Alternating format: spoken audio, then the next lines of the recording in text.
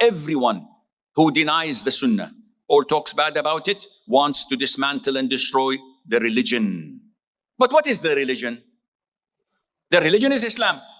What is Islam? It is as defined in the hadith of Jibreel, to believe in the oneness of Allah and the Prophet's message, alayhi salatu wasalam, and to establish salat, and to give zakat, and to fast Ramadan, and to perform Hajj. So can there be Islam, these 5 pillars, without Sunnah? Can there be Islam only with the Quran? The answer is found in a beautiful statement. One of the scholars of our early times said, his name is Ibn Hazm al-Andalusi.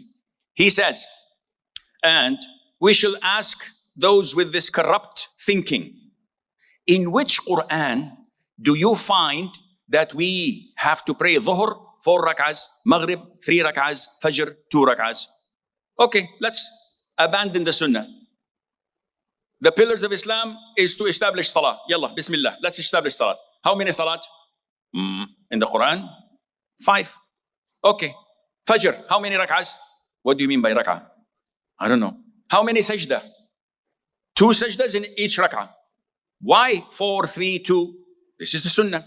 Ibn Hazm says, where does it say that ruku' has to be like this, putting your hands on your knees? Sujood has to be like this, on 7 limbs. Where does it say that when standing up, you have to recite the Fatiha and a surah? When you conclude, you have to sit for tashahhud and tahiyyat, and then end your salat with Assalamu alaikum wa rahmatullah, Assalamu alaikum wa rahmatullah. Ibn Hazm says, where does it say in the Quran, a person who fasts must avoid the following things that nullify his fasting? In the Quran, eating, drinking, intercourse. But what about the other things? Where does it say in the Quran you have to pay zakat? Many places it says you have to pay zakat. How much? What do you mean how much? How much zakat should I pay? Well, why? Because in zakat, in the Sunnah, we know that we can pay on our cash money 2.5%. On our crops, 5% or 10%, depending on the form of irrigation. So zakat can be 2.5, 5%, 10%. What about livestock? What about livestock? Ya akhi, you're Qur'ani, speak, come on. What's wrong with you? Why are you tripping? What about livestock? I said, good livestock. I like my steak medium rare. No, not that. What about the zakat on sheep? I don't know. The Sunnah says 40 sheep, your zakat is 1. Interesting. What about the cows? Oh, 30 cows or 40 cows? Each has a different category. What about camels? Well, if you have 5 camels, you have to give one sheep. No, camels. Yeah, 5 camels, you get 1 sheep. Where am I going to get the sheep from? I have only 5 camels. This is what you have to do. Study your religion, your Sunnah of the Prophet ﷺ. And then let's go for the 4th pillar of, we spoke about Salat, fasting, Zakat. What about Hajj? What about Hajj? How do I know when to stand in Arafah? From what time to what time? And when to go to Muzdalifah? And then when to pray combined prayers between Dhuhr and Asr, shortened, and Maghrib and Isha, shortened of Isha only. And then how to throw the pebbles, Jamratul Sughra, wal Wusta, wal Kubra, which day, how many pebbles? Why would I throw them? It's not even mentioned in the Quran. Why do they have these things? And then we have to understand how to wear the ihram. In the Quran, it does nothing to do with the ihram. What are the restrictions of ihram? I have no idea. Come on, go and read the Quran. You cannot have any Islam without the Sunnah. Then if you cascade down to what to eat and what not to eat, the slaughters, what animals can I slaughter, how to slaughter it?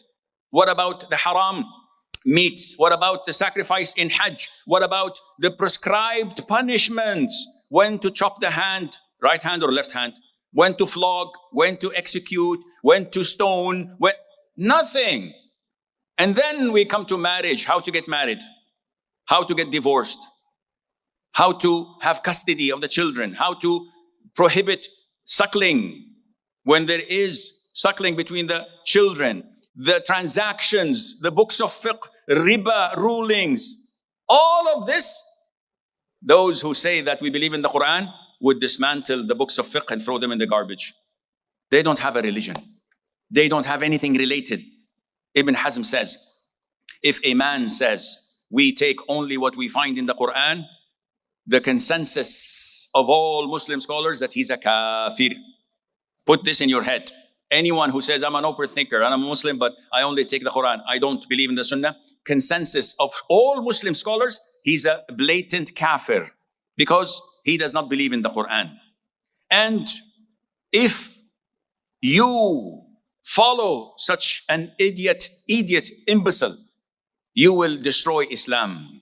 Where in Islam will we be able to, where in the Quran will we be able to identify 5 pillars of Islam, 6 pillars of Iman?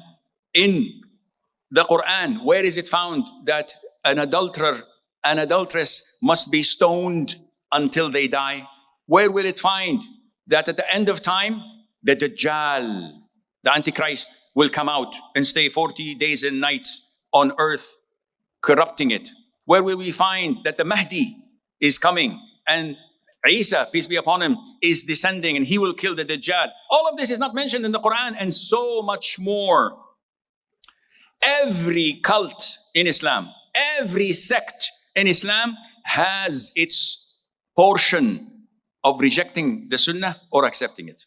And this is why the Prophet ﷺ warned us strongly. The Ummah will be divided into 73 sects. All of them are in hell except one.